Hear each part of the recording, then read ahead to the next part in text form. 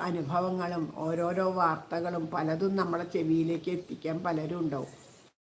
അതൊന്നും നമ്മളെ ബാധിക്കരുത്, അതിൻ്റെ ഒന്നും പുറകെ പോകരുത്. അതെന്താ അങ്ങനെ കഷ്ടം, അതിങ്ങനെയായാലോ അതിങ്ങനെയായാലോ ഇനി എന്തായി എന്നൊക്കെ അറിയാൻ നമ്മൾ അതിൻ്റെ പുറകെ പോയി പോയി പോയി പോയി നമ്മുടെ മനസ്സൊക്കെ ദുഷിച്ചു.